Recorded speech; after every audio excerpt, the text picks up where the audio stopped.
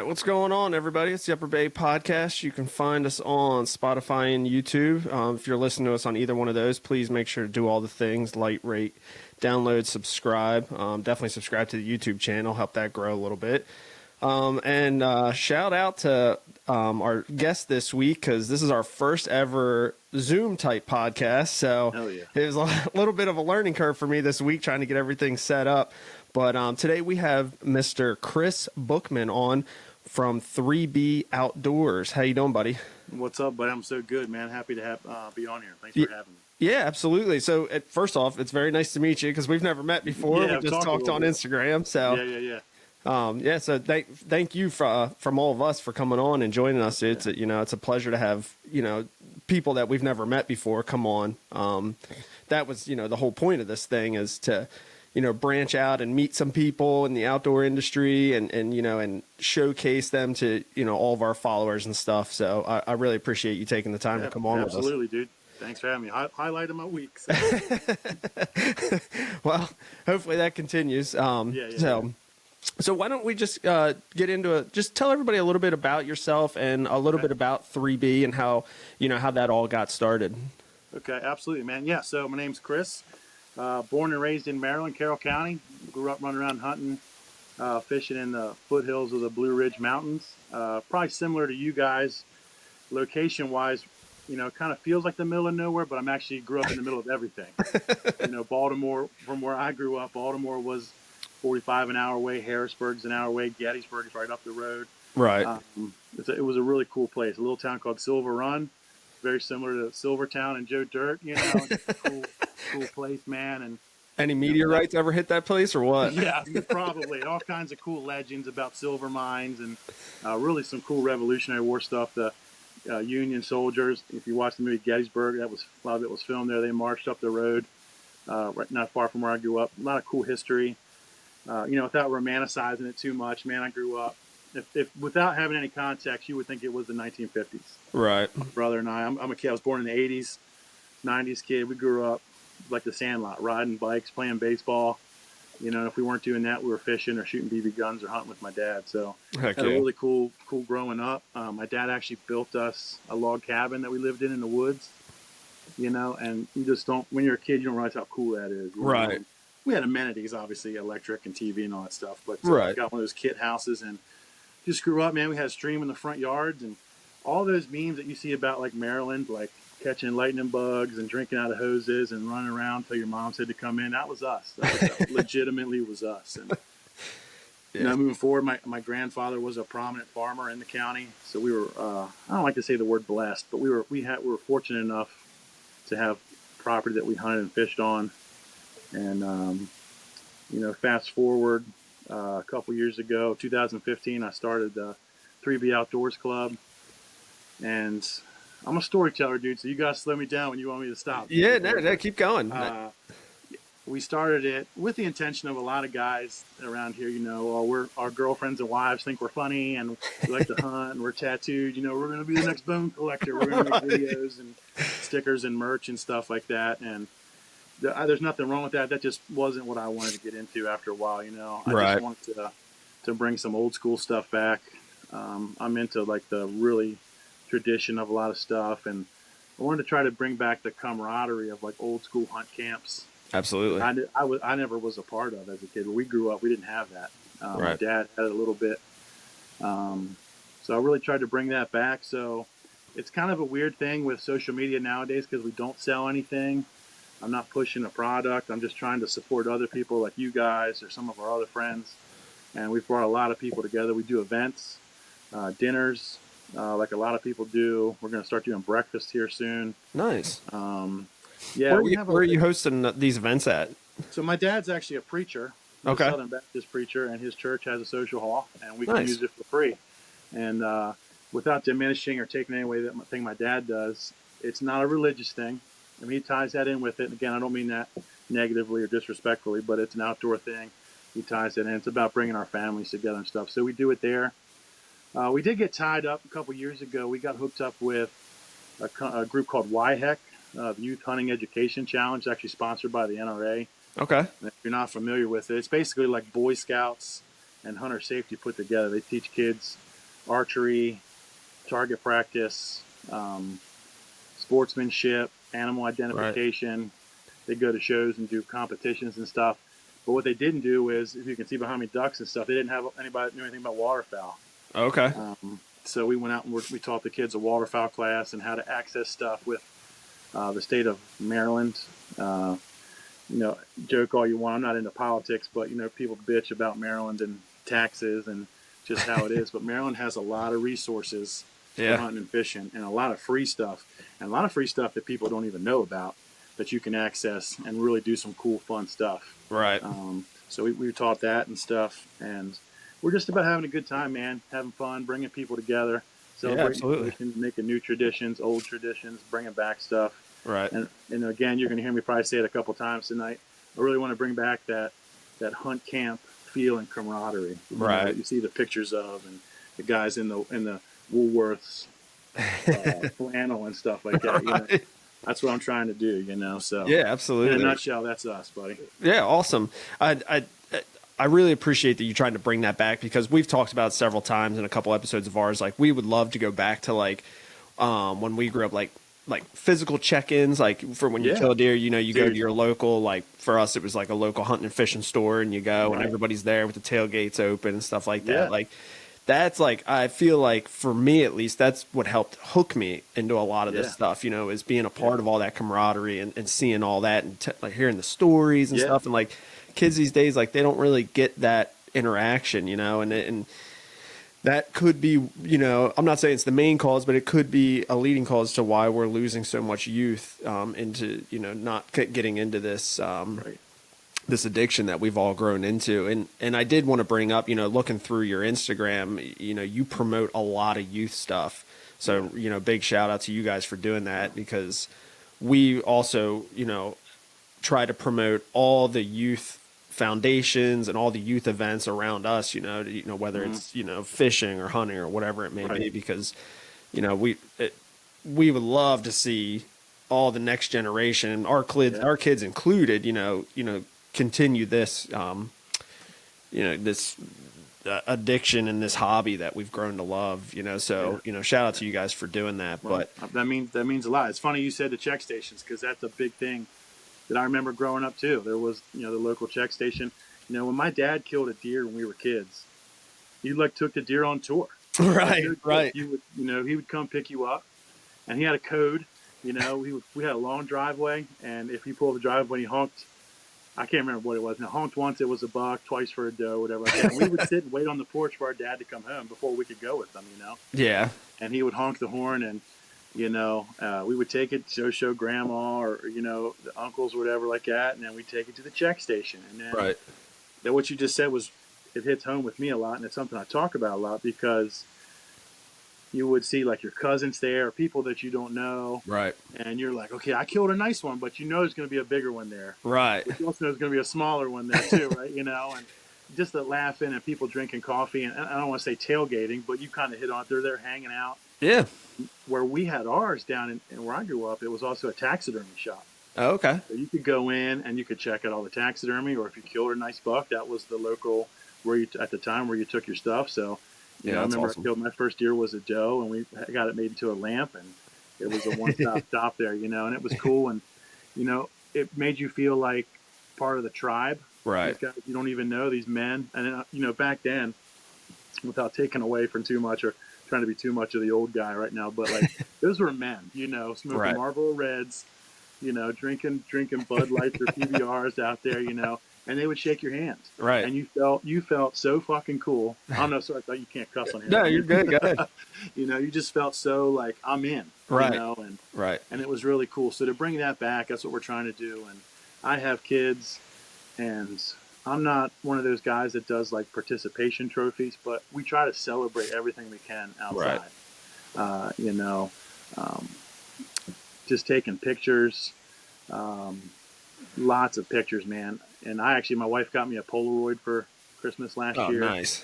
And when I was a kid on the farm that we grew up on, my grandfather had an office that we'd all hang out in with a fridge and microwave. And, we'd hang out there, kind of finish bathroom and stuff. And he had one of those like wood panel doors. You could probably push your finger through it if you push too hard. But from floor to ceiling was just the Polaroids of all of us. Yeah. You know, and it was just some, you know, to bring that back and to celebrate it. And on my iPhone, I have like 10,000 pictures, and that's cool.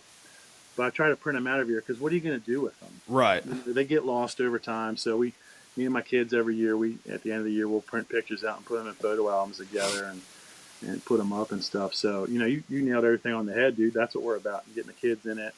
My kids, my nieces and nephews. Right. When we do these dinners, it's cool to watch all my hunting buddies and their kids hang out with my kids, because it's like, man, that could be the next group that keeps going on, you know? Right. So, the other cool thing, like for me too, is when I was a kid hunting around this area, like obviously social media was not a thing, right? So you weren't accustomed to seeing all these pictures of all these giant deer and stuff like that. Right. So like I can vividly remember seeing like basket 8s in the back of people's trucks and thinking like, oh my God, this thing is fucking huge. You know, this is the biggest deer I've ever seen. You know, it's like that shock factor was so cool. And I think that's like what helped a lot of people in that time period get addicted to the outdoors, because it wasn't so, you weren't so numb to it from seeing it all the time, you know? Right. And so that part was really cool. And I do like what you're saying about the photo thing, because that's also like, that to me, that's like a very 90s thing, like an 90s thing, you know, because my grandfather was a decoy carver and he had a shed he did it in, but his walls were just covered in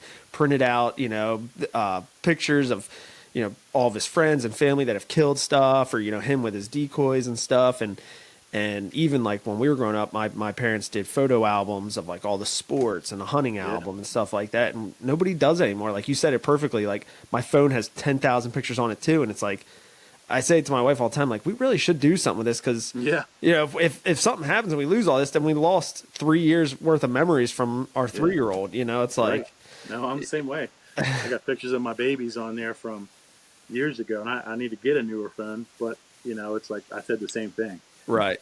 And then like luckily for you guys, like, you know, Instagram kind of is like the new generation photo album, you know, kind of.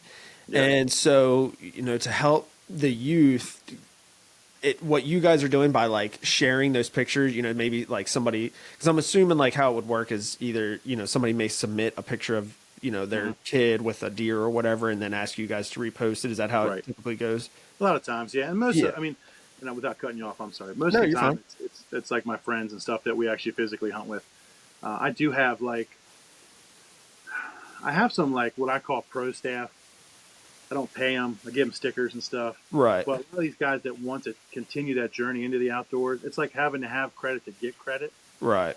So I'll let you, any of your listeners that want to do it too. And it, you know, I'll put your pictures up and it helps my page. But if it can help your journey to get in there, to have something like that that's kind of established, I'll help you out. Right. You know, I have a guy in Canada that is, I mean, he just sends me the craziest stuff. I mean, elk. I mean, he kills deer that, like, I would probably pass out if I saw walking. The big Saskatchewan bucks?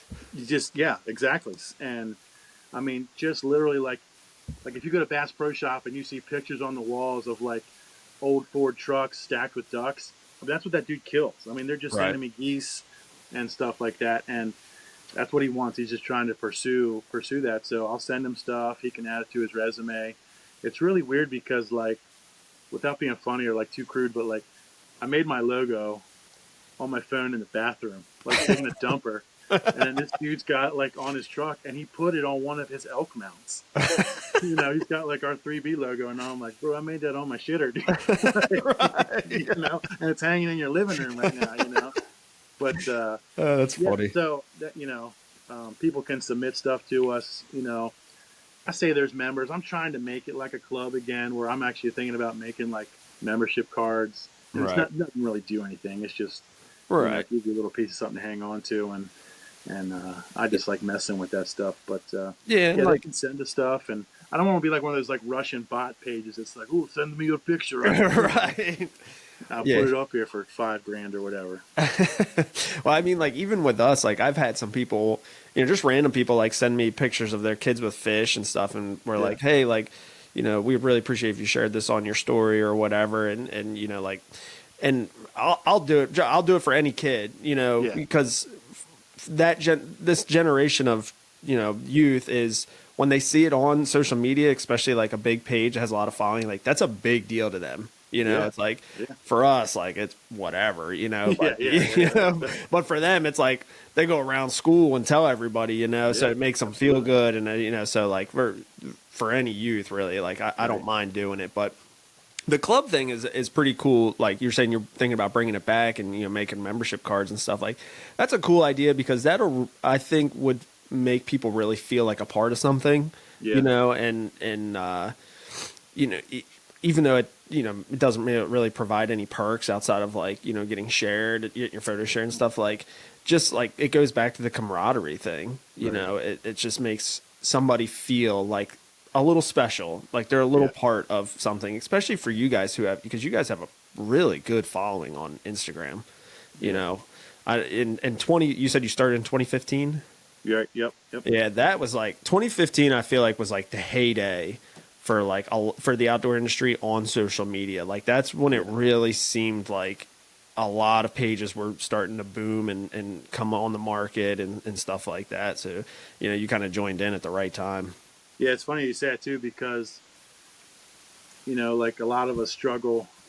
I have a lot of followers, and I know that there's some bots in there and some fake pages, some ghost accounts, whatever. But like I've never paid anybody. And again, not against any of that. I just didn't want to do it. Never paid anybody. Never put ads out like that for stuff.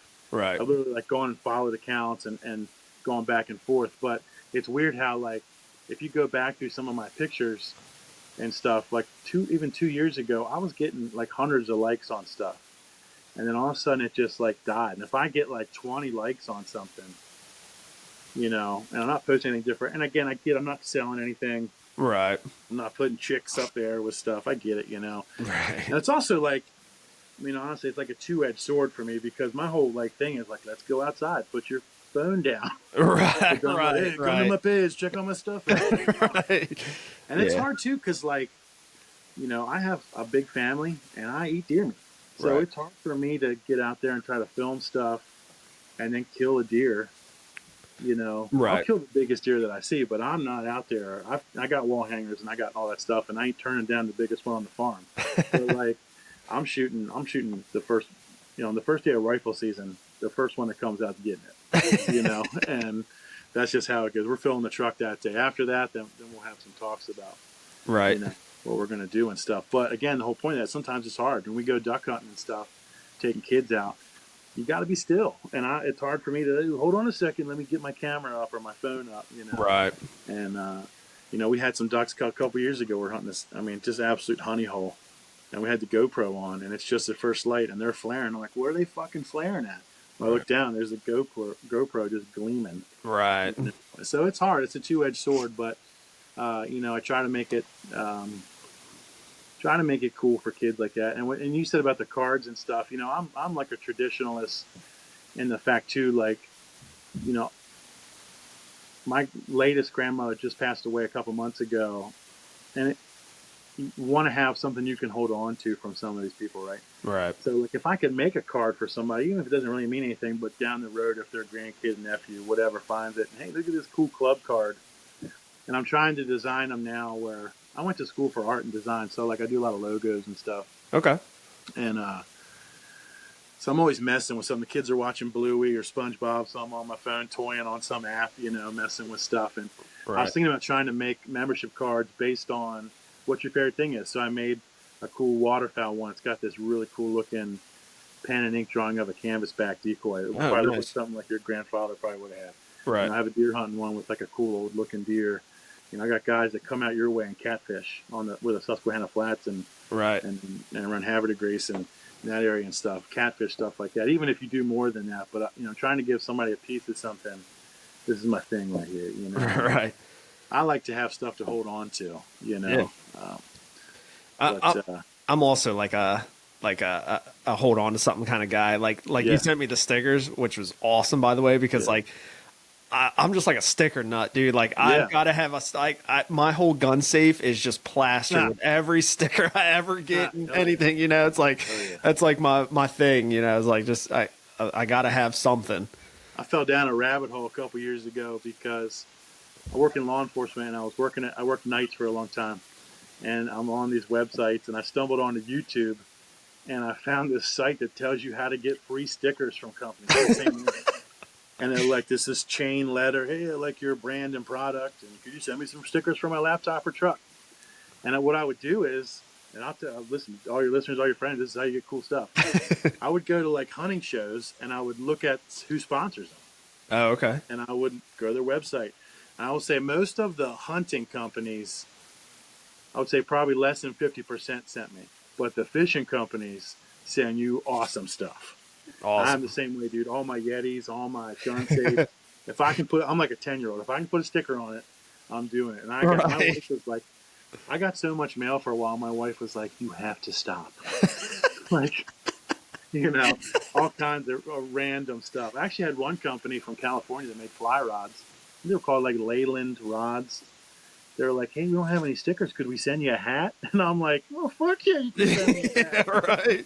Sure. Yeah, so that's my way. I was in a band for a long time. I was in a death metal band for a while. Nice. Kind of came up that way.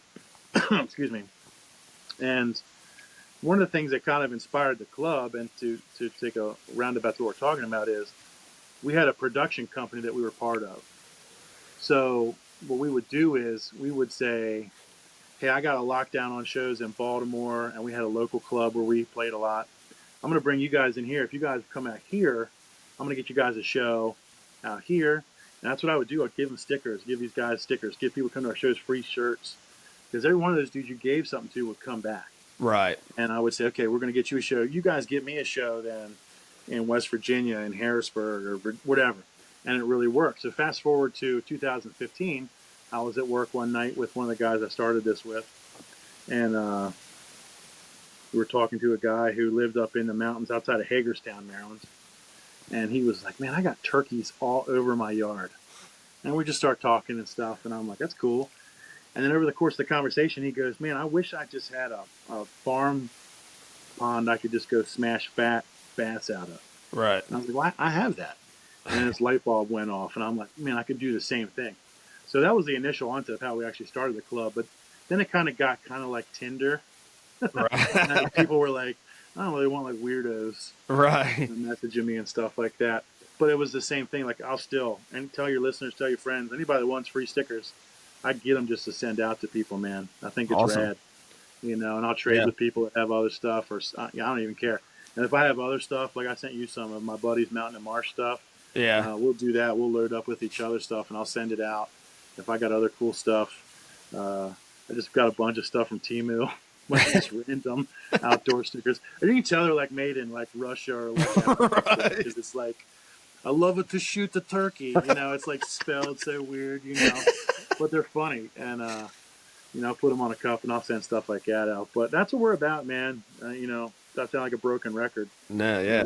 We're just about sharing stuff and bringing people out and making people feel a part of something again. Right. Just having a fun time, man. If it ain't fun, I ain't trying to do it. Right. Yeah, I mean, we've, so we're obviously we live like right. It takes me 15 minutes to get to the boat ramp, and then, we can fish the Susquehanna Flats like all the time. So we're pretty big bass fishermen, Mason and I, and we've been floating around the idea of, starting like almost like a tournament trail, like just having like local open bass tournaments, once a month or something. And I just think that would be really cool. It obviously would help, grow the podcast and stuff and spread the word, but like, I just want to get like everybody together and just have a chance for, weekend warriors and stuff to go out there and just, participate in something, like be a part of something, I mean, like, maybe we do it where, everybody like, gets stickers, like you show up and there's just a table full of stickers or merch or whatever. And like, have at it, something like that. 'Cause like you're saying, like everybody wants to feel like they're a part of something. Yeah. And you can go to like, Oriental Trading, any type of, Vista Print, and you can get beer koozies, pens. Right. You can put your name on stuff for little to nothing, and people give away. Even hats and stuff aren't too much. Man, that's a rad idea. Right. Something that we do every year is, again, I'm fortunate enough to have some property still that my grandfather left to my dad, and he has it actually all in CRP grass. Nice. A couple years ago, I was rabbit hunting with a buddy of mine, we're just talking, and he's just one of those guys like that's not. I mean, in our circle and probably like your circle, you have guys like this too, but it's not common anymore that he just wants to bring people out. Like he's not like, this is my honey hole. You're not coming here. He's Right. like, yeah, dude, come on, man. I got ducks here. Come on, Right. dude. Let's go shoot some rabbits. Let's go coon hunting. Bring the Right. dogs. He's just like that. So we were rabbit hunting one day. He actually brought his dad and his team of rabbit dogs out to my property. And he's just a nice guy like that. So I said, hey, buddy, we're thinking about doing one of these pheasant hunts. Actually, I think it was out near you somewhere, maybe in PA across the line, but somewhere out that way. They're a lot of fun. There's those kind of canned pheasant hunts. I've done them before, where they guide them and put the birds out for you. And he goes, well, how much does that cost? And I said, it's about $200 a gun, but it's a lot of fun. If you want, they'll clean the birds. If you bring your own dog, it might be a little less. But we've done it before, and it's a blast.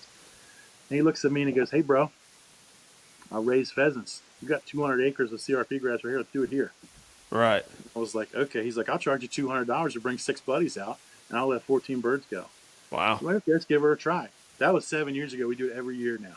Wow. And we have a great success. And then what we do, kind of like what you're saying, then we like tailgate afterwards. We cook out. And it's almost like one of those things where you have a blast hunting, and you don't want to give up that shot at the bird or whatever. And even though he raises them, we put them out. Those fuckers fly. I mean, it's no gimme. Right. And it's a big property, and we mow it. And it looks like, I'll send you some pictures, and there is some on the page. It looks like North Dakota. I mean, we go along hedgerows. I mean, the grass is tall. It's rolling hills where I live. So, Right. they're not gimmies. And I'm not trying to make that more than what it is. Because there is some that'll just come out and stare at you, Right. That's a funny story. I'll tell you in a second if you want to hear a funny story. But then we do that, and then my brother will bring the grill out, and we'll cut 1 or 2 up out there and throw on the grill. We have hot dogs.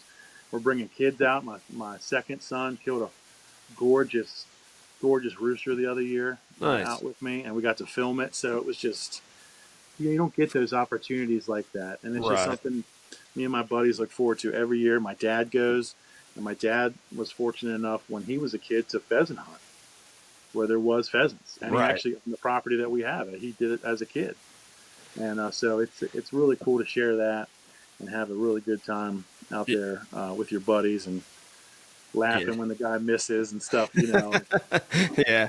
No, that is cool, man. That we used to do a little something like that too with our family and our little hunting group. And now my buddy owns a farm down in Delaware, Lower Delaware, and he plants sunflowers because dove season opens up on Labor Day weekend. So it's like this big thing. You go down there and they've got meat on the smoker and coolers full of beer and shit. And you just go out there and you shoot your dove. When you're done, you go back to the pole barn and drink beer and eat. And it's a lot of fun, man. That's cool that you guys are doing that. Yeah, it's a good time, man. And it sucks that. Sorry. Go ahead. Okay. I was just saying, it sucks that pheasants aren't wild anymore. No. And it's funny because there was one that got away last year. Really pretty one. I mean, he set it out and it just took off, and we actually saw it for 3 or 4 months. So we were like, "Oh, maybe there's a chance." That thing's dead. That thing's dead. So too many coyotes for that thing to live. Coyotes and foxes. There's actually an eagle nest down on our farm. Oh, okay. That motherfucker, he didn't make it. He was hiding out in the woods like a fucking hobo for a little while down there, but he didn't make it long. But the funny story I have with it too is, so the guy that does the pheasants and stuff for us is also, he's like our personal taxidermist. Okay. So he will actually say, and again, they're not gimmies. I mean, they're going to take off, but he'll say, hey, for your kids or for somebody that hasn't done it for a while, like my dad or whoever, someone's uncle that wants to come out, I have some really pretty ones if somebody would like a chance to shoot one. And he's like, even if I don't mount it, this is a mountable bird. You can take it wherever you want. And the guy that started 3B with me, his name is Lee. He unfortunately couldn't be here. His dad just passed away. Oh man, sorry to hear that. So he's going through a rough time right now. But I'm going to razz him still, anyways. He was like, I want to get one mounted, and it was the last bird of the day. And I mean, just to talk about like North Dakota, Montana rooster, long tail. And the guy goes, there's one more rooster. It's up in this area up here. So we send the dogs in. This thing flushes beautifully and then just flops down on the ground, just boop right down on the ground. And then I guess sees the guy that raised him and like, that's the motherfucker that feeds me. And he comes bopping up to him. And my bro just doesn't even give it a chance. Just boom! Just on the ground. Just wastes it. And Blow his head right gets off. it mounted, like majestically soaring. That's not how you shot that thing. That's exactly how I shot him. Just coasting through the air like that. Yeah, you know. I'm like, yeah, that dude's coming to the guy that throws him corn every once in a while. Nope. This guy's about to feed me. Yeah, boom, just rolls down the hill. You know, but, that's funny. You know, that's what we do, man. We razz each other and laugh. That's part of the fun. So. Oh yeah, yeah, dude. That if you can't have that with your buddies, man, then they're not really your buddies. You know I'll what I razz mean? them again, right? Listen, I'll razz them again right now. This eats them up to this day. So every year too, a couple of us go down to Assateague hunting waterfowl, and he killed a couple years ago. He killed a black duck mallard hybrid. You know, I don't want to say it's common down there, but it's not uncommon. Right. But just pretty. It looked like almost like a widgeon. It had like, I mean, just those beautiful green markings down the side of his head. Right. Just a cool, marking. It was just a cool looking bird. And he was, for whatever reason, he was convinced it was just a young mallard. And he gave it to my brother who eats everything. And he's like, are you sure you don't want this? He's like, it's just a young mallard. So a couple of days later, he was throwing through his phone. He's like, motherfucker, that was the hybrid. Damn. And he calls my brother. He's like, did you eat that thing? And my brother's like, yup. So every once in a while, we'll send him a picture of this. I took a picture of the bird, and we'll just send it to him. Hey, remember this? But, really eats him up. Yeah, we have a good time with it. So, you guys ever duck hunt up by me much?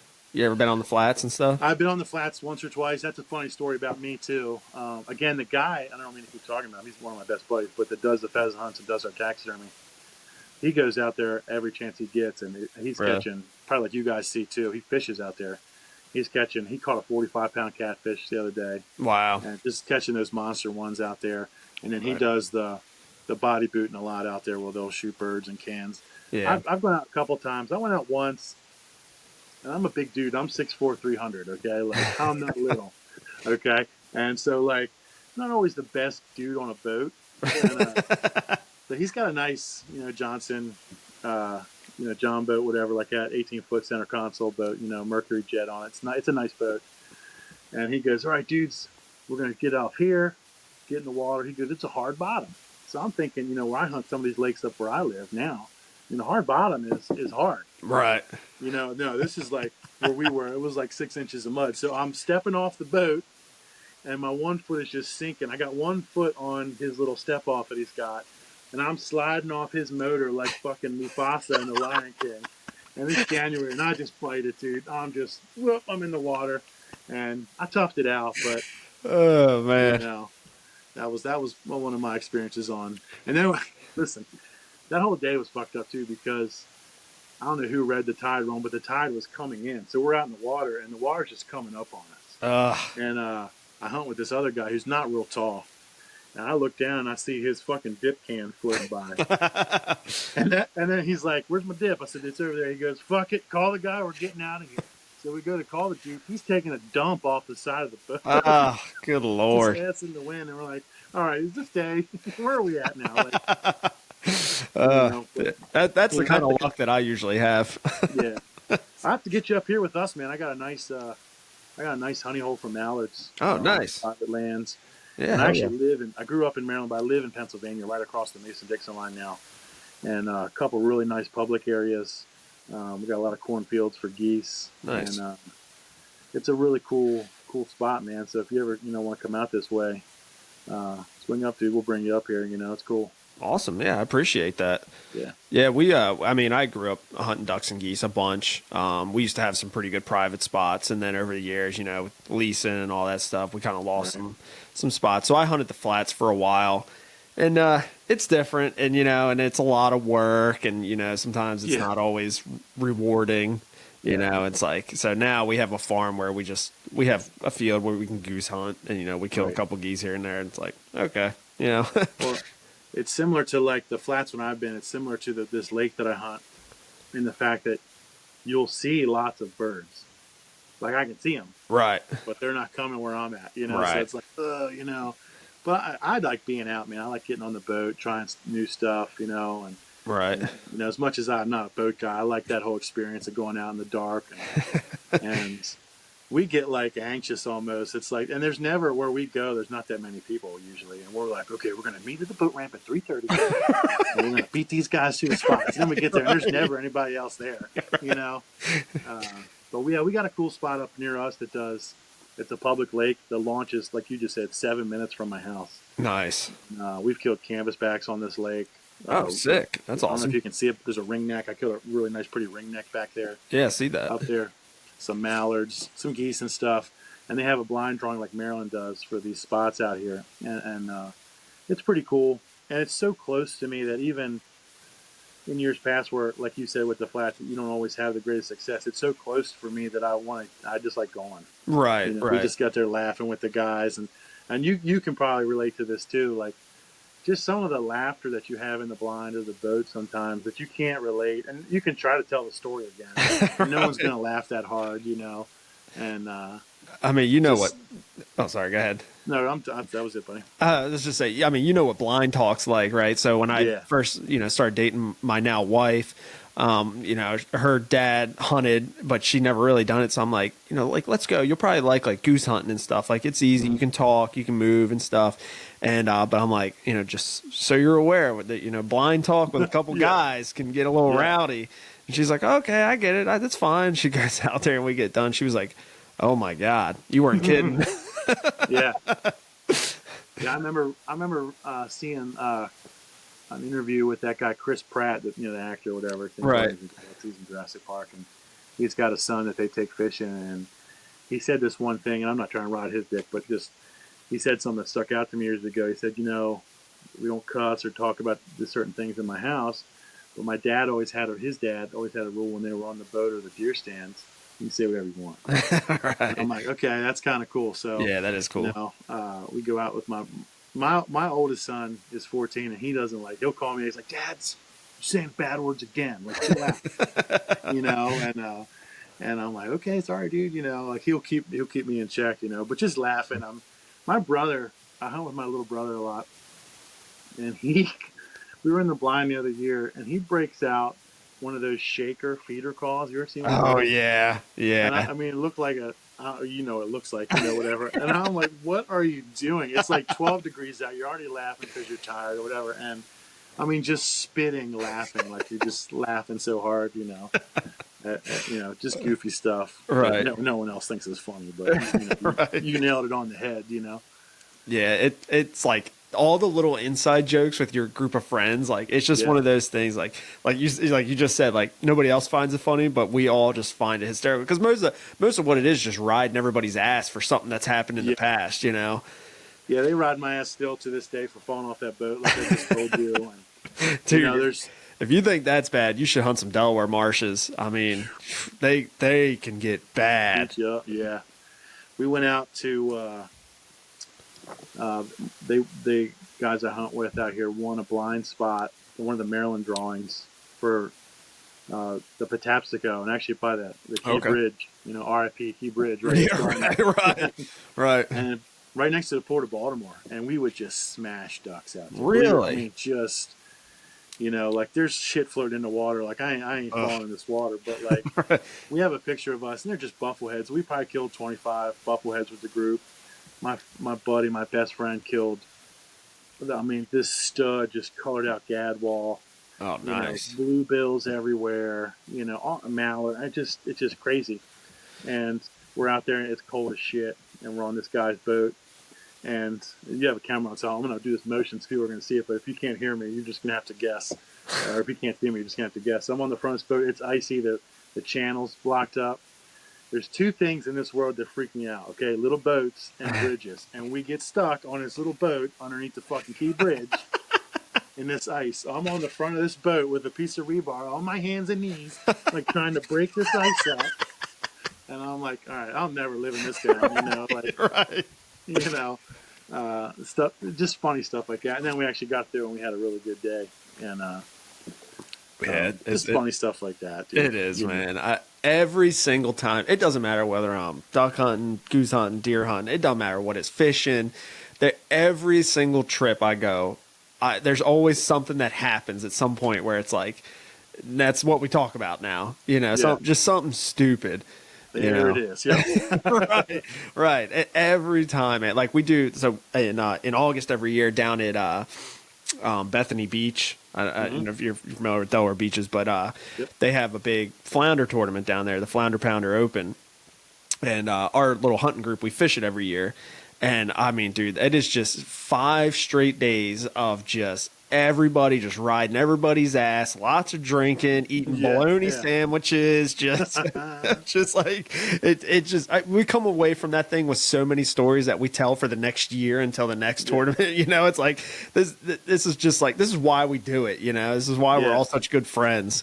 It's absolutely that way. What it is, we tell. I mean, just the same goofy stuff. They ride me all the time for one of those pheasant hunts too. I thought it would be cool. I have one of my great uncles. It's a 870 20 gauge Wingmaster from the 50s. Right. It's a little bit of the bluing's gone from it. Pretty gun. And he hunted this property that we hunt on, 4 pheasants with this gun. So I'm like, I'm taking this gun. It's gonna be cool. It's gonna be so memorable. Yeah. The first pheasant I shoot at, I miss like 3 times. And then I'm like, then it gets in your head. Right. Besides all your buddies watching, then it's in your head. So I'm like, okay, chill out, go down. And they actually snapped a picture of this. It looks like a fucking Bass Pro ad. I got my vest on, my flannel on, I got my brush pants on, and I'm drawing up on this bird. And I didn't shell a fucking shell. And I threw that gun down like a little kid, like a javelin. It went straight in the mud.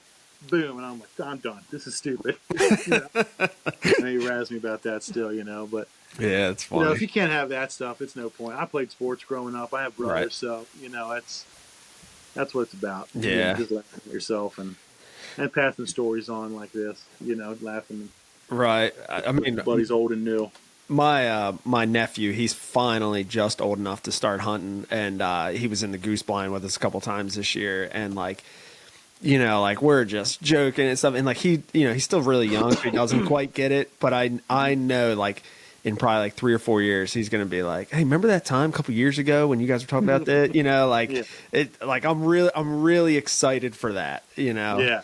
And like, he went deer hunting for the first time this year too with his dad on our farm, and they saw a giant deer, and like, man, that's all he talked about. Like, because like, we were gun hunting, and the deer was, for most people in gun range, but he, my brother-in-law was a little, I don't want to say afraid to take the shot, but he's just being cautious. He didn't want to miss, especially with his son there and stuff. And we all get back to the truck, and he's telling the story. And we're like, his name's Thomas, but we all call him Bucky, my brother-in-law. And we're like, come on, Buck, you gotta shoot that thing. And so now his son just like always like just walking around, come on, Buck. Yeah, it's just like it's just funny stuff like that, man. Yeah. We go out. My oldest boy, his birthday is in February, so we always every year go out and celebrate his birthday in the blind. And I'll get donuts, and we'll put little candles in it and sing to it and stuff like that. And just some of the stuff like you just said, me and my best buddy will be talking about, and he's looking over, and I'm like, his wheels are turning. right. Like, and it's just a blast. And we had just talking about goofy stuff like that we'll still laugh at. And we videoed us putting a candle in his donut this year and lighting it, and always take a picture. And I literally, we're just sitting next to this stream, next to a stream in a field, and I look over after we just done singing and setting everything up, and there's just 6 geese. They're just right there, and I'm like, what the right. And just goofy stuff like that, and, right. That's again sound like a broken record. That's just the funny stuff that you'll laugh at your whole life. Yeah, I got give my kids something to laugh at and grow up with and keep remembering and stuff. Yeah. And even like on the shitty hunts, or like sometimes when shit happens, like there's always probably something in there you can find funny too. Like 2 or 3 years ago, we were hunting up here, duck hunting on the water, and we got swamped, and the boat got pushed up against rocks, and like we were starting to take waves, and at the end of the day we ended up sinking the boat right there. But like, we're all standing in like waist deep water looking at this boat sitting on the bottom.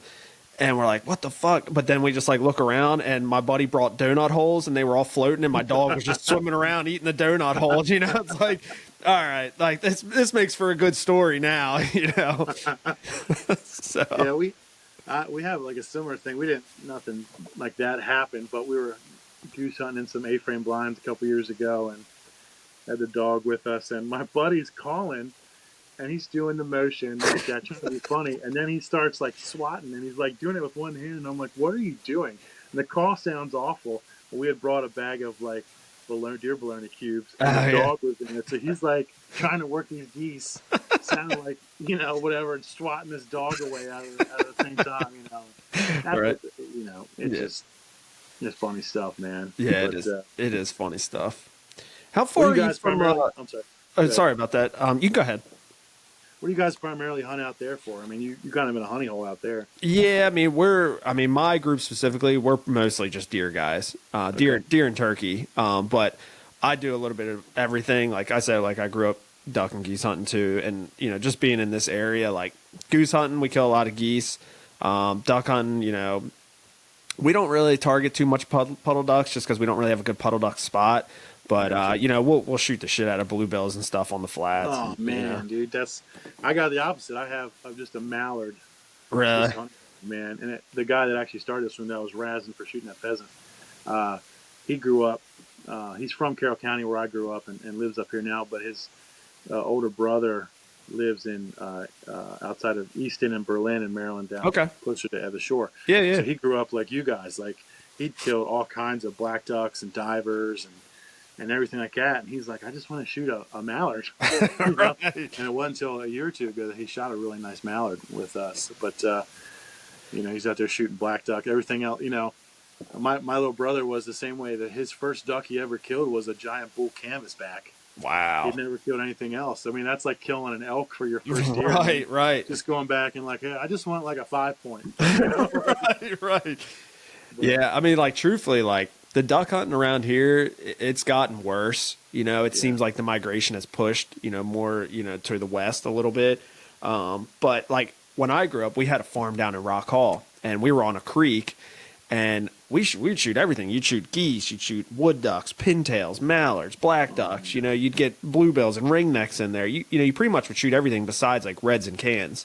So like that's what I grew up doing. So like, when I got to the point of like hunting on my own and stuff and hunting with my buddies, I'm like, I don't get why we don't shoot anything. I used to shoot all kinds of fucking birds, But it's just really hard to find like a good puddle duck spot around here anymore. We're very fortunate. I know we are. It's actually my best friend that I hunt with. It's 30 seconds from his house. Oh, that's awesome. And it's a farm that he worked for. It's a horse farm, right? And it's almost a two-edged sword because it's like manicured. So like you really got to be careful. But when it gets cold, and water's moving up there, I mean, we've had ducks dumping in on us while he's in the water directing his dog. Oh man, there's still duck coming in. Like sit down, right. I was able to get my oldest son his first mallard last year up there, and just memories like that are just cool. And it's cool for me too because it's a place that we take maybe 2 decoys out to. Oh, nice. So the ducks are just going there. They're just going to go there. And actually, sometimes decoys out there, for anybody that's listening that wants some pointers, at least at this spot, sometimes decoys are a deterrent because there's so much. This stream is open in certain spots, so they're going to see the decoys. They're going to fly down. They're not going to land where you are. They're going to go somewhere else. Right. So a lot of times we'll just take 2 or 3, and we'll sit them up from us. And when it's cold and that water's moving, we'll hunt around this edge of this wood line, and it's like Arkansas, like those flooded timber things. They're just coming down through the trees at you, and they won't make a sound. You just hear their wings. Oh, that's sick. And it get you fucking jacked up. It's something so stupid that gets you so jacked. Right. Yeah, dude. That's awesome. I wish that's like the problem with the flats for me is not that it's a problem, but it's like, if you're not putting out a mega fucking rig out there, you're not going to kill them. And a lot of times you're doing all that work and you're only shooting like your limit of bluebills. You're not even shooting anything really like that good, And like geese around here is kind of the same way. Like most fields, you're just trying to run traffic. They're just getting pushed around from field to field and you're just trying to put out a spread big enough to convince them to come, know? So, what's the like the hunter to land ratio out there? You guys have a lot of land that's available because like in our area, man, it's just like it could be 2 acres to fucking 400 acres. It's leased around here. It's not as much lease stuff here; it's private stuff, but it is locked down. I'm familiar with where you guys live and that stuff. It's just locked down farmland. Pennsylvania's got a lot of really cool. I hunt in both states.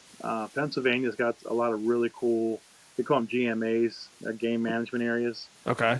That are open and they manage really cool. Depending on who you ask, they manage them cool. Right. That are just out there, and they do. Pennsylvania does. At least where I live, they do every Thursday. They release pheasants on these places. Oh wow! Just go out and test them. And my little brother went up to one of the spots dove hunting, like you just said. After Labor Day, it opened up, pulls up, and the game warden's there stopping people. My brother's like, "What the fuck? Right. He didn't do anything. This guy's stopping us." Well, he was like, "Hey, this place is full. Go up the road. Nobody knows about this spot." Oh, nice. To the spot that nobody went to. It was what you just said. They grow it in sunflowers for the state. Right. And he went up there and just smashed doves. Oh, that's awesome. But like private land, it's a mix of both. It's a lot of farmland, similar to where you guys are. Probably not as many acres, again because it's a lot of hills and stuff where I live. Right. Rolling stuff, but it's pretty locked down and tight out here. You're not finding much stuff unless you know somebody. Right. You're not finding stuff to actually really lease. You're either hunting public land or you're hunting your family's farm or your buddy's family's farm out here. And again, it's a cool area, but it's semi-urban. Right. Frederick is only half hour from me. Gettysburg, York, PA, they're not far from me. So we call it Pennsyltucky. You go a little bit outside of those towns and it feels like it's kind of open. Right. And now, and I don't know if it's similar to where you guys live too, and it's not a problem. I'm not saying it's a problem, but the Amish are buying a lot of stuff around where I live. Yeah, we're getting hundreds of acres, and I don't have a problem with Amish people, but these big farms that people hunted on for years are going away, and they're coming in. I just wish I knew where they got their money, man. Because, dude, man, some of the houses they build on these farms around us are massive. I'm like, good Lord. I know for a fact because my aunt's a realtor. She told me they paid for this one farm near where I live. I think they paid $1.5 million cash. Oh, good Lord. For whatever it was, and I dig it. I like seeing them running around, riding around. Their farmers markets and stuff. But no, it's a dense area where I live. And I say that for work too. It feels like the middle of nowhere, but it's the middle of everything. Right. And even like where that honey hole that we duck hunt on, if you look at just at an overhead map, you're like, look how cool this is. There's farmland here, and then you scan out a little bit, and there's Route 15 that goes through Gettysburg right up there, Lincoln Highway, and that's right there. And there's a 7-Eleven like 2 miles up the road, So Dollar General every 5 miles.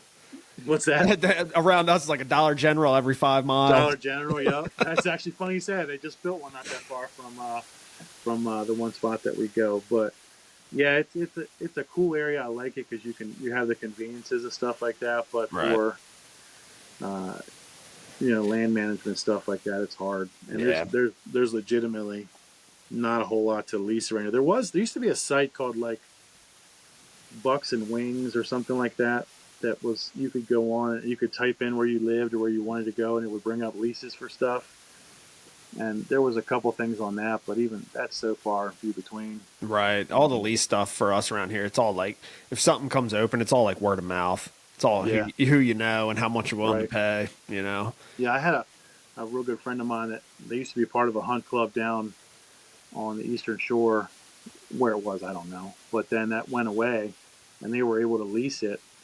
But that was getting eaten up by timber companies and different things like that down there that were going through and cleaning it out. So I don't even know if they have access to that anymore. Yeah.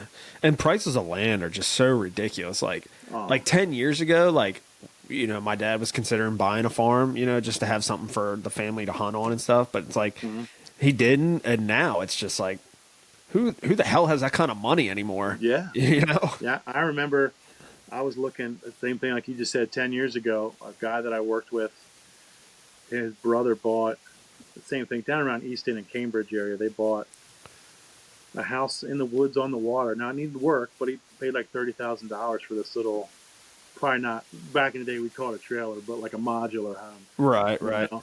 And they fixed it up and they hunt and fish. You got a boat ramp there. That's You know, sick. try buying that now. I mean, the land, you're not getting any land like that. Right.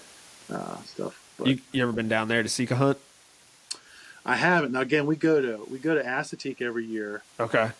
and if I was not a law-abiding citizen or someone that carried a badge, I mean, we see sick as stags everywhere. You could open your car door and just grab one down in like the state park. Right. They got big radio tags on, and we'll see the ones that you see like that you want, six little studs. Right. And we're just driving in to check there, the check station while we check in the morning, and there's just 2 or 3 by the road, just standing there every morning. I've never hunted that. My dad has a couple times, but I've never had the opportunity to actually do that. So yeah, I did it one year down on state land, down like Taylor's Island area. Okay. And it was cool. The experience was cool. I was only there for like a Friday through Sunday type thing, and it just wasn't enough time. You know, I didn't really do my homework well. Yeah.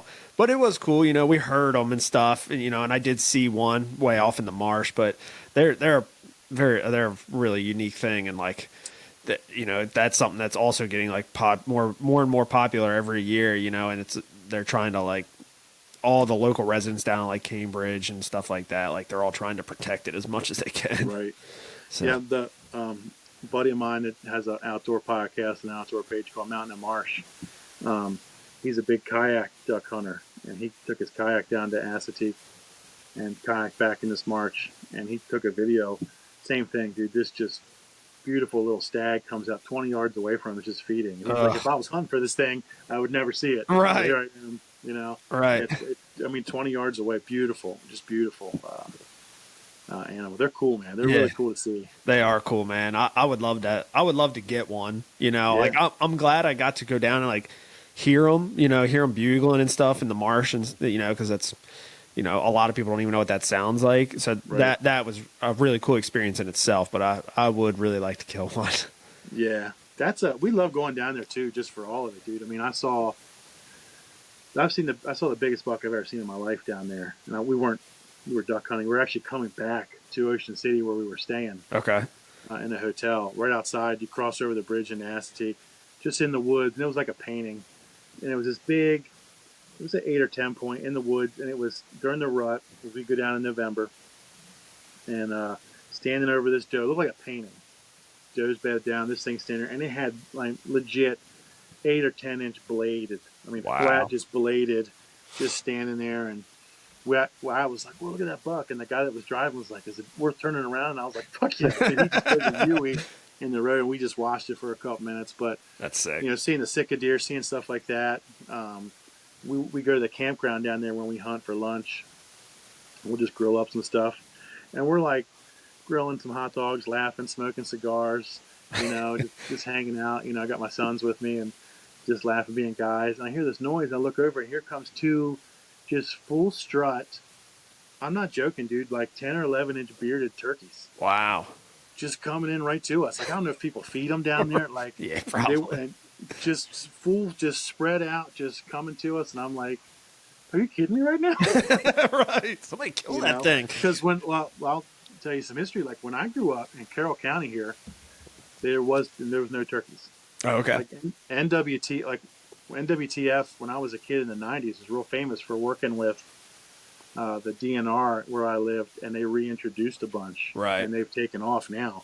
But even to this day, I see a turkey in the woods, I'm like, right.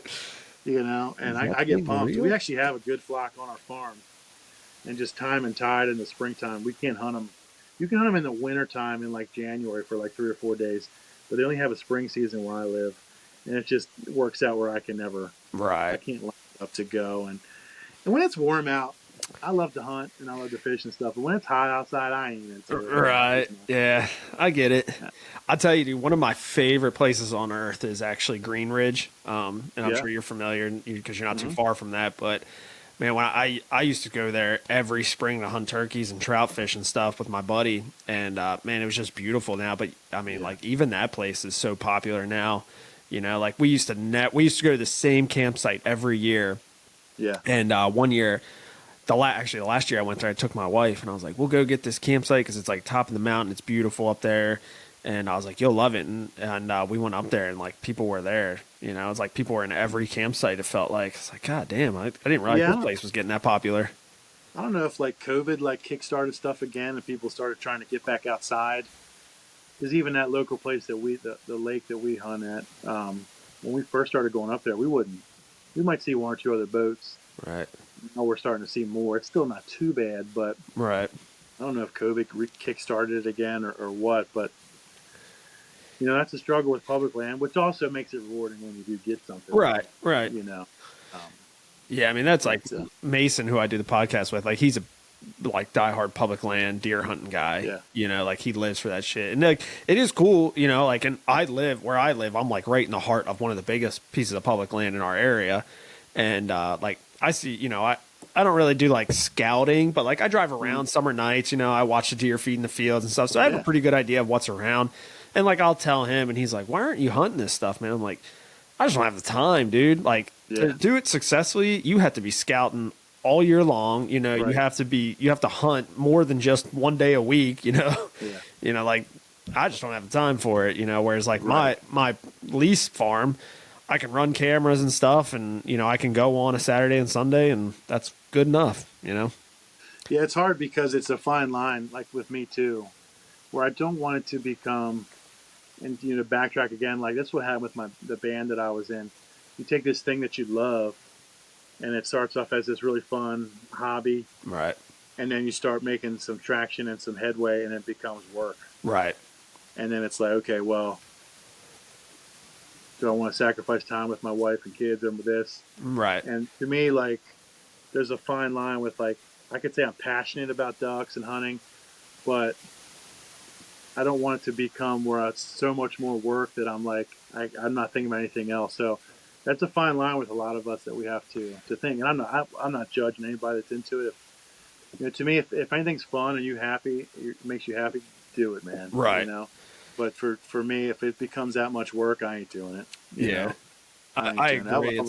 It's like if you start to get to the point where it's like on your mind 24/7 and you're like kind of stressing over like when you're going to be able to go, it's like, okay, wait a minute, what am I doing here? You know, this is supposed to be fun. You know, this is just supposed to be something I do on a weekend when I got time and stuff like that. And like, and I get it. Like before I was married and before I had kids, like I hunted and fished felt like every fucking day, you know, every chance I could get. And like, you know, and then it's just responsibilities, you know, and to go back even further, like you were saying early on in the podcast about like filming, like trying to film and stuff like that. Like when I was in college, I filmed for a pretty popular online hunting show. And we were on like Carbon TV and all that stuff. And that also got to a point where like I was putting in so much time and effort into just filming and stuff. Like I had to like stop myself at one point and be like, is this really what I want to do? Like I'm literally just going to hunt because I just need to film, you know, like I wasn't doing it for the right reasons. And so like I had to step back away from that completely and kind of like not really like relearn, almost like regain, you know, the happiness that, you know, hunting brought to me outside of making it work. Dude, I was the same way. When the first year that we got into waterfowl hunting, we won a blind spot at this lake I'm talking about, and we were there every Saturday morning, every chance we got. And I selfishly, you know, dickhead, I'm like, man, I haven't sat and drank coffee with my wife on a Saturday when we're both off for months or whatever. And she's cool. Like she didn't say anything, you know, but I'm thinking, man, and then, you know, what it's like what you probably just said, you go out and put these spreads out and you're freezing your dick off. And then if you kill a bird, you know, or if the weather's right or the wind's right or this way or the other, you know, I mean, this is our blind spot. And you actually, at this place, you can hunt wherever you want within reason. And Pennsylvania doesn't have like space restrictions. Okay. So if you want to be a dickhead and you see my blinds here and I put my spread up, you can come sit up right next to me. Damn. I can't say anything.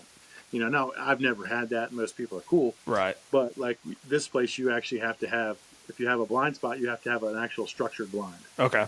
It's not like the Maryland ones where you can just roll up on your boat or put a boat blind up or Right. throw some layouts out. Like you actually have to have a structure. So it wasn't like, we're hunting this no matter what the wind is. Right. We're hunting today. This is our spot. Right. And so I say that to say, there was a lot of stuff. We got so into it that I missed some stuff with the kids being little and just out there trying to do it. And for the page too, there was, I got to take pictures. I got to get this. I got to get, Right. we were at the time trying to get sponsors and we worked for, did you ever hear of Leadhead calls? Remember, they're called like Southern something now. They were really cool.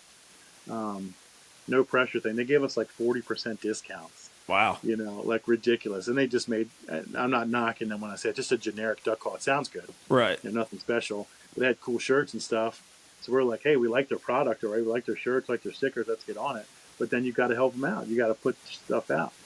And it was like, man, I got so focused on that it's like I'm missing the point of just coming out here with my buddies. Or Right. it's like, you know what, I'm sleeping in with my wife today. We're hanging out. I'm watching cartoons with the kids. We're making pancakes with the kids. Right. And, you lose focus on it. And I did the same thing with deer, dude. I got obsessed with, I'm going to kill the biggest deer. And I'm famous now. Like I'm the 5-point guy. And again, I'm not knocking it, man. If people want to manage deer and have the biggest deer they can, that's your thing, man. If you're having fun, do it. Right. I'm Right. not knocking anybody. That ain't me. Right. That ain't me, dude. I'm shooting the first deer. If I know, now let me backtrack. If I know there's a big deer on the property or where I hunt, where my tree stand is on this farm, I'm going to try to get that one. Right. But I got 5 kids. And we like tacos and we like spaghetti, Right. So, there's a funny story. When my brother razzes me and gives me a hard time about this all the time, dude. Early muzzleloader in Maryland. And you can joke all you want. A big bodied spike came through. And I'm like, I ain't shooting that thing. And he wouldn't leave. And I was like, all right, if he walks this way, I'm going to think about it. Right. And then he walks that way. I'm like, bro, you got 10 minutes. And he didn't move. And he like walked in front of me. I'm not even making this up. He walks in front of me and then he looks up at me in the stand. And I'm like, all right, buddy, you want it, you got it. Right. The longer you sit there, the hungrier you get, man. You know what I mean? And I go back to, and I'm not trying to be, whatever about TV hunters, whatever, but like Steven Ranella from Meat Eater said a couple of times, don't pass up the first day what you'd like to have the last day. Right. And we eat it. I have an older sister with kids that eat some. My dad and his church have people that want deer, so I'm fortunate enough that there's a lot of deer on our property, and I'm going to shoot it. If I have the tag, I'm going to shoot it. And what's funny is growing up, and I'll just say this because he's not alive anymore. My grandfather had these farms. He probably killed 30-some deer a year. He would just go out all the time with a 7mm 08 and just waste deer. And he would kill 12 points, 18-inch spreads on them, and he would kill a spike. And every year, and I don't have any science to back this up, but every year there was monster bucks there. Every year there was shooter, 120, 130-inch. I mean, I would even say 100. We've even killed like 150-inch deer out there just scrolling through there. Now, time and tide has changed with that as well, where hunting pressure and people around our farm. So even though we own a couple hundred acres, probably like where you guys are, everybody's hunting the edges. Right. And even you can make the excuse too, which it is an excuse, but there's a reason. I could pass a buck up tomorrow. It's going to go over the hill and my neighbor's going to shoot it for the same reason. But I'm not against any of that stuff, man. If somebody wants to do it, go for it. That ain't my style. My dad's traveled. My dad's a big time archery hunter. He's gone to Missouri and Iowa. I've gone out there too.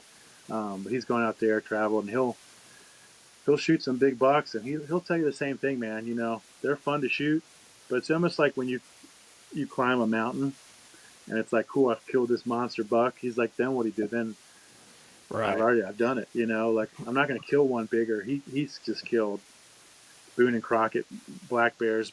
He's a big time bow hunter and muzzleloader hunter. Okay. And he's gone out there, next to where the Drury's have farms. He's hunted. Wow. And just killed these boomers. And he's like, you know what? I get the same joy out of shooting a big doe. Right. You guys coming to the house and having spaghetti night with mom, still bringing the kids over, So right. Again, I'll say it again. I'm not judging anybody. That's not my style, but That's not me. Well, no, the point of me saying that, I'm sorry, is that I didn't want to put a picture up one time because I killed a 7-point. Okay. And it was a pretty basket. I mean, just bone white basket. And I'm like, man, if I put that up, people are going to give me a hard time. Right. And I was like, you know what? Fuck that. Like, I don't care. Like, Right. who cares? So that was the point of me telling it. I got away from that. I'm sorry. Yeah, that's fine. I think that's a good point because as a hunting, I mean, it's been spoken about a million times, but as a hunting community, we do a really bad job of that. Like, Right. we should be supporting each other when most people, when they post a picture of like a small buck or whatever, a spike or whatever, like they just get bashed. They get bashed to no end, Right. and that's one of the downfalls of social media. It's like, we go back to what we said in the very beginning, where if you had those, in-person check-ins, like nobody bashed anybody, like who gave a shit what it looked like or how big it was, they was like, and that just, I would like to think as a hunting community, everybody would always be willing to support each other, but that's just not the case anymore. No. And that is a very shitty thing. Like it would be one thing if like your buddies rode your ass or whatever because you shot a small buck. Like who gives a fuck, But when you post that pic, like I've seen it so many times, and you've seen it too on Facebook. Somebody posts a picture, they're so excited about this first buck they've ever killed, and it's this little thing,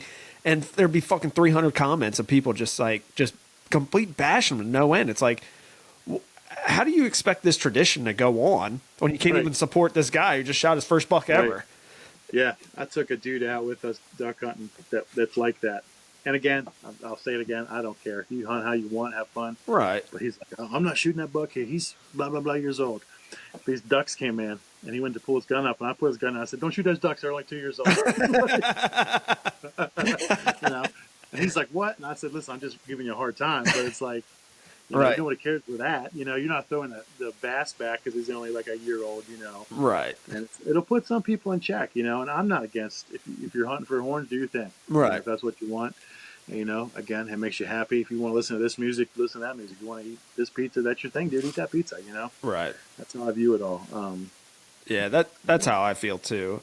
And like going back to the with responsibilities and stuff too, like my dad said it best, like when my kid was first born, I was a little upset because, I didn't get to hunt as much or whatever, and he's like, look, it only sucks for a little bit. But in like 5 or 6 years, like he'll be going with you every weekend, and then like, that's all you'll live for.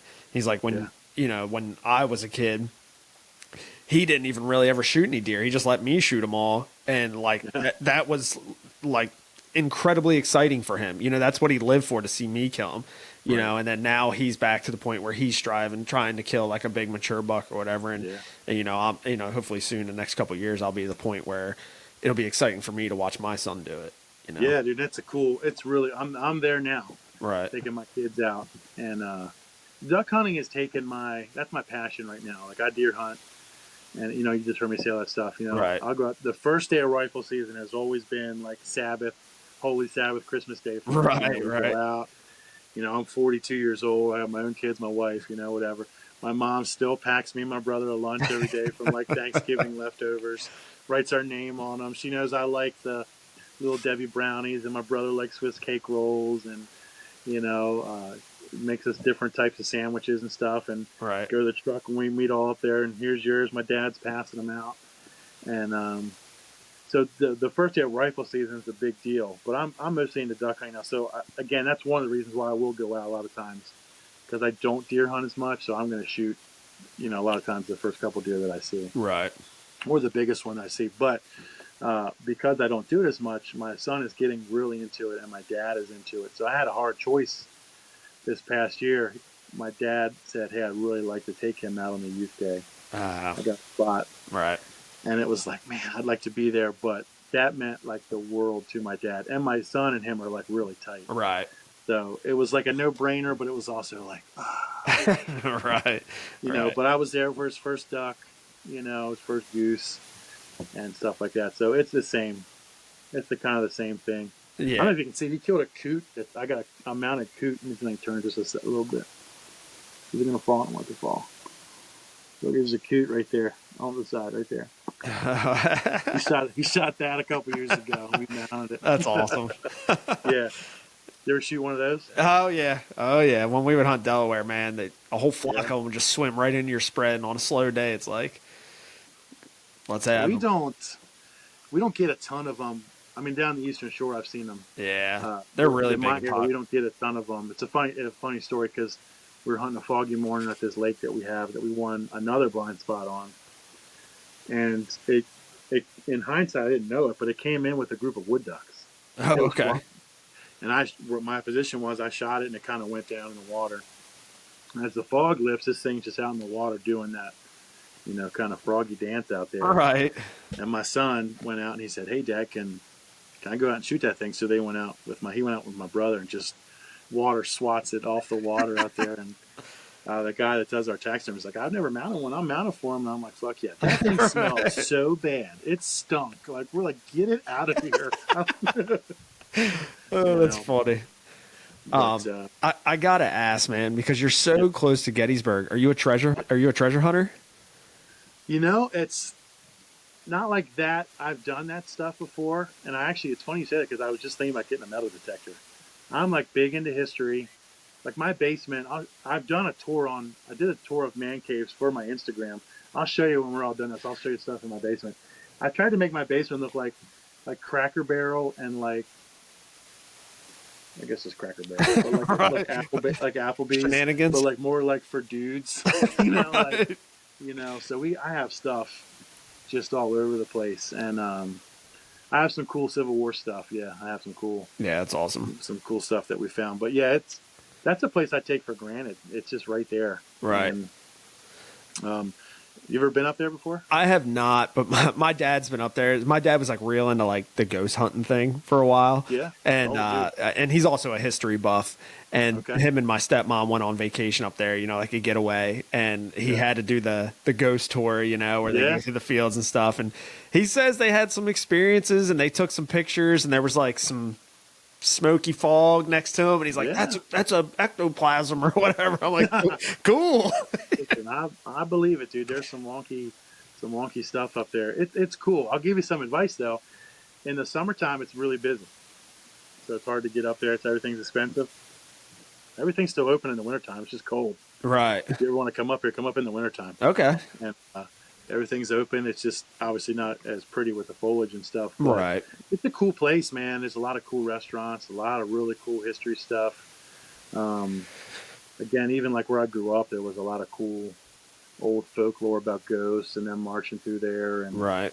and stuff. It's a rad area. The guy from that other podcast I keep talking about, Mountain and Marsh, that's where he lives. Oh, okay. Gettysburg. He's got battlefields next to his house, and he's found some cool stuff. And Yeah, I'd like to do some of the treasure hunting stuff up there. So Mason and his dad are big like treasure guys, and so their main thing for a long time was they're big shed hunters, right? They have like an insane deer shed collection, and then they got into arrowheads, and he's a big Native American guy, and he's got some incredible arrowheads and stuff from this local area, and then they got into metal detecting, and they've got a lot of stuff they found just right here in Cecil County, from Civil War and a little bit after that and stuff like that. So like, I was just curious because I'm sure, I've never asked him, but I would bet he would love to go up there sometime and do some metal detecting, even though I think it's pretty difficult. Here, dude,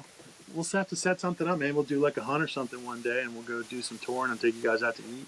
Yeah, that'd be awesome. Maybe get some cool beer and some wings and stuff up there. It's a really cool place. A lot of fun stuff. Even for kids, they have some cool stuff for kids up there. Right. It's a lot of fun. It's funny you just said history stuff. I told you before we got on, I just had some house restoration stuff done, and I just had my front porch redone. And I used to have out there on the farm that we grew up on was an old grinding wheel that they used to sharpen tools. Oh, okay.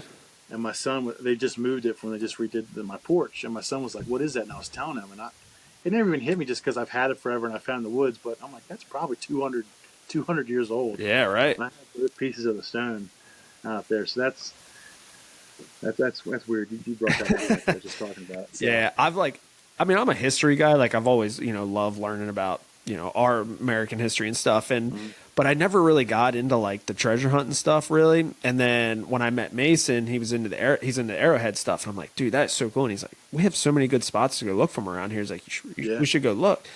And like the last like month, I've just been obsessing on YouTube, just watching all these videos and stuff. And then like on Father's Day, we go to this beach right off the Elk River. And I was just my kid was just walking the beach, so I was just following him, and I happened to look down. And I was like, holy shit, that's an arrowhead right there. And so I picked up, I'll grab it here in a minute and show you. But I like texted him, and like, I was like, dude, I'm hooked, bro. We got to go find him, and he's got, several, like around here it's really popular to walk fresh tilled fields in the spring, to find the quartz points. And he's got a shoebox full of thousands of broken ones that he's found. And he like sent me a picture one time, and I'm like, dude, like how many thousands of years of history is that just laying on your table right there? I was like, it's so crazy to me. Yeah, we go down to the Outer Banks every year, and that's like where the Lost Colony, Roanoke, and all that stuff. Right. That's real big down there. I remember as a kid, though, not you're talking about it, we had a friend whose dad was like a reenactor up there. And he would always take us up there. Now I have to think that he planted it there. So I mean, we were by Devil's Den, and he just reaches down and pulls a bullet out of the ground. Wow. And I'm like, okay, is that too cute to be true? Right. Yeah. I mean, if you find time, go back and like one of our earliest episodes. We did a podcast with Mason's dad, Bobby Newton, and we get into like the treasure hunt and stuff. You probably find it pretty interesting. That is really cool. Like they got into metal detecting, or whatever, and they lived just right up the road from me, and they found like a Civil War button like right in their yard. Like, wow. Yeah, like, okay, wow. I wonder what's laying around here by me, like all that's like, I live in like, like horse country where I'm at. So like all we really find around here is like old bottles, which is cool, I guess, Well, I stumbled on that. Just, I don't know why. I don't know how it was in my algorithm. There's a dude on Instagram which just goes around rivers and streams trying to find old moonshine jugs. Oh, okay. And he gets so pumped pulling them out of the water. And sometimes he finds some cool ones. We used to do that as kids, though, too. Like where I grew up in that little town of Silver Run, you could see where the old road went through our yard. It was just a dirt road, and they paved it. But it was just like this cut, 5 or 6 foot swath of level ground that just went through everybody's yard. And back then, there was no dumps. I mean, there wasn't dumps. People would just go out to the country and throw their trash in the woods. Right. So I guess where we lived, that was where they did that. We'd go digging all the time, man, and find those little blue bottles, medicine bottles, Coke bottles. I have one. There's a dairy bottle up there I found with all the stuff on it. We thought that was really cool, and sold some to some antique stuff when we were kids for probably like $2. So we thought we were cool. Right. And stuff like that. And old shoes. We'd find all kinds of stuff like that. And yeah. I'm half tempted to like go back there at night, like with my headlamp on, even if someone else lives there now, and be like, digging in your yard for stuff. Right. Don't worry about it. Nothing to see here. Yeah, it's cool, taking some old trash.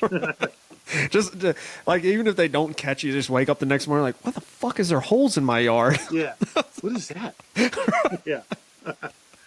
Yeah, there's a lot of cool haunted stuff around here, whether you believe that stuff or not. Right.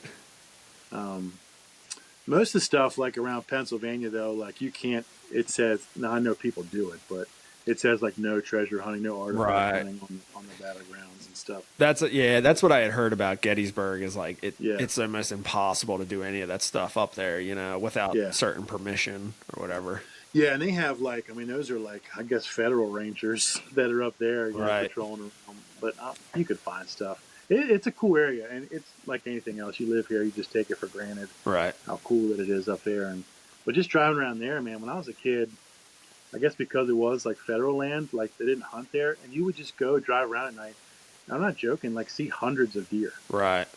And I mean, just boomers, just hanging out in these fields and stuff. So that was always really neat when I was a kid. Going up there and stuff, and it's rad, man. But yeah, that's pretty cool. Like, and I've taken it for granted all these years too, because like I knew that this area was really popular area for the Native Americans, but I never thought anything of it. And like, he's like, yeah, dude, like he was telling me all these different spots. He's like, just go there, you'll find them. Like, just spend time there, you'll find the arrowheads and stuff. I'm like, man, that is just so cool. I'm like, why? Get me hooked on it. a new hobby that I don't need, but I'm thinking I'm going to get into it. Right. I'm like, that's what I'm saying. Like, get on YouTube, bro. You'll be down a rabbit hole real quick. Yeah, I'm in, dude.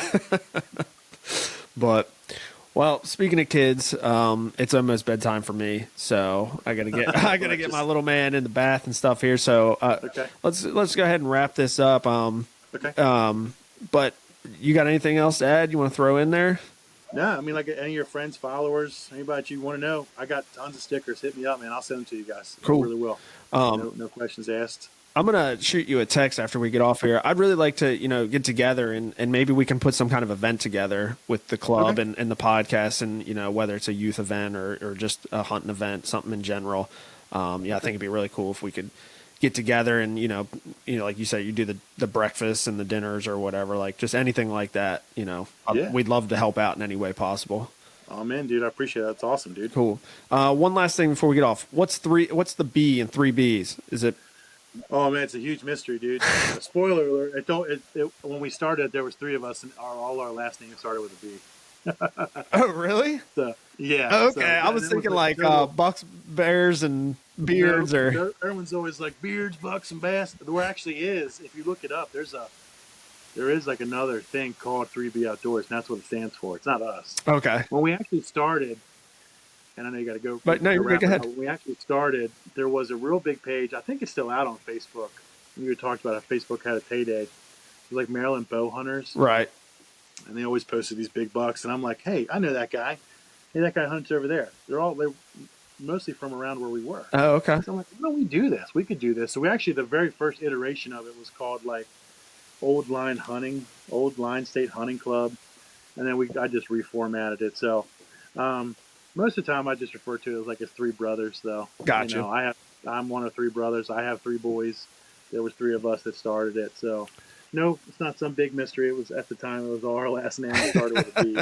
So, the other thing I wanted to ask you about, and I meant to bring it up earlier, is there's a website attached to your Instagram, a blog and journal website. What exactly is that? So at the time, I did that about 2 years ago.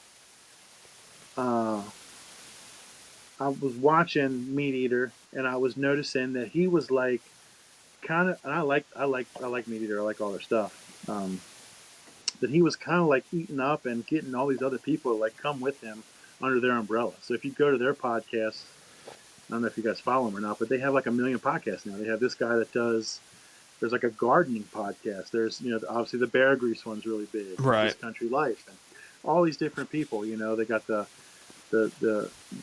element guys and different things like that. So I had the same thing like with you. I was meeting all these different people, and I had met Mike from Mountain and Marsh. I had met my dad I had my dad who had the church, and he had a thing that was geared for outdoors called God's Front Porch. And he wrote some stuff. So I was like, let's get all these people under a roof, and we'll start putting out this page of different articles and stuff like that. Okay.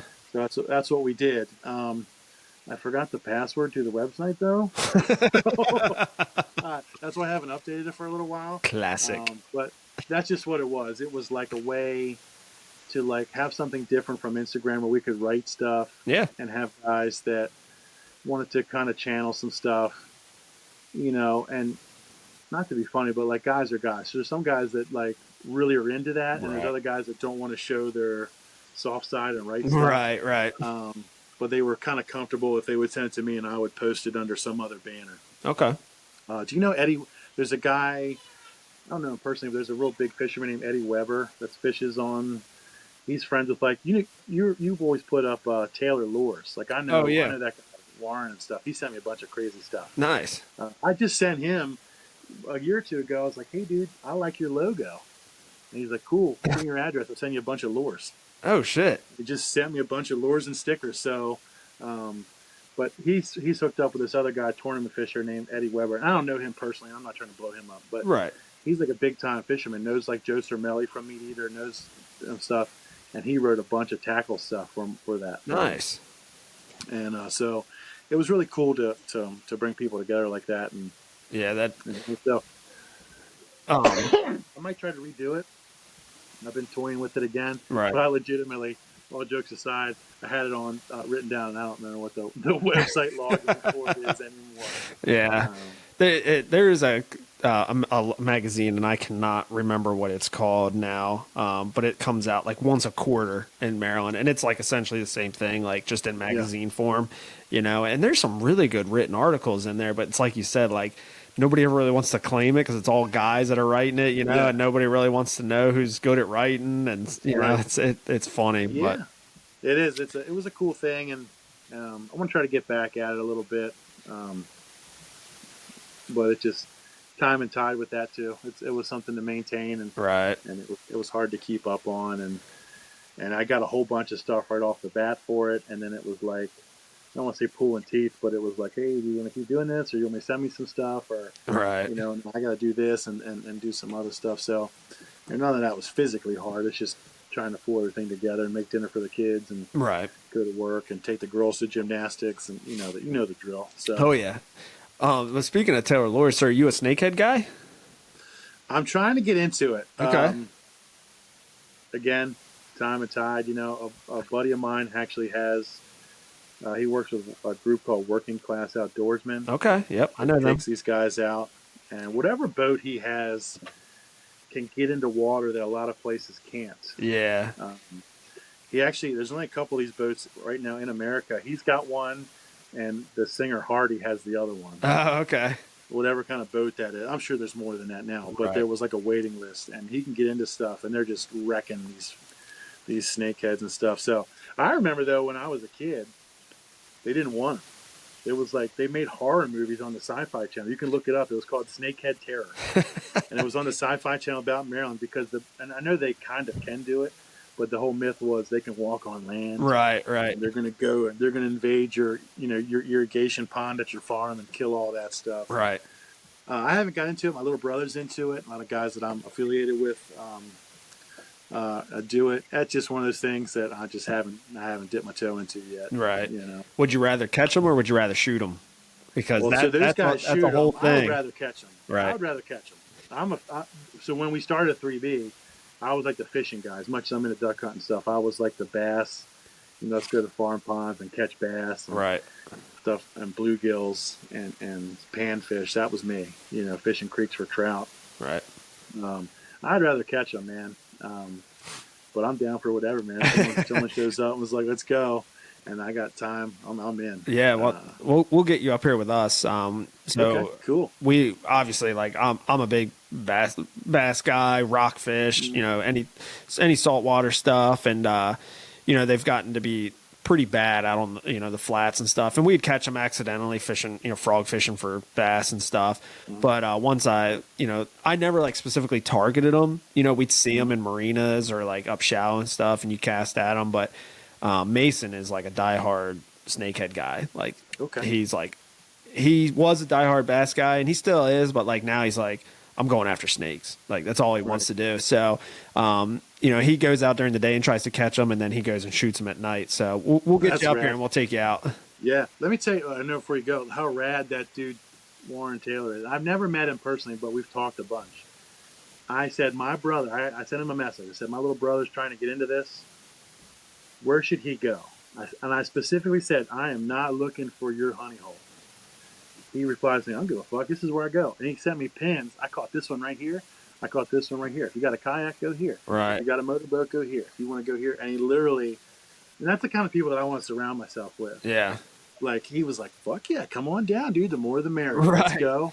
And, that's kind of stuff to me. That goes a long way. Yeah. Yeah, that's really cool. Again, it's it's another one of those things. Some guys won't tell you anything, and then some guys will help you to the end of earth, and there's, dude, trust me, there's fucking plenty of them. They're it's not a limited resource at all, Yeah. And around here, dude, there really is no secret spots. Pretty much all the creeks where you go, everybody's been there, to shoot them or to catch them or whatever. But Mason does it a lot, and we were actually out shooting for snakes that night. I shot that big catfish I posted on Instagram not long ago. So we get into the blue cats every once in a while and stuff. But yeah, we'll take you out, man. It'd be fun. Even if we don't shoot snakes, we'll go out in the flats and shoot the shit out of some big ass catfish. I'm in, dude. I'm in anytime, man. So we'll hook up, get you out here to get Get you some puddle ducks, man. Big fat farm, corn fed. Oof. Sounds delicious. Fat mallards, dude. So Well, I'm cool. in, bro. Hook me up, dude. Shoot me a message, bro. All right, cool, man. Well, I appreciate you taking the time to come on, dude. Man. This was a lot of fun.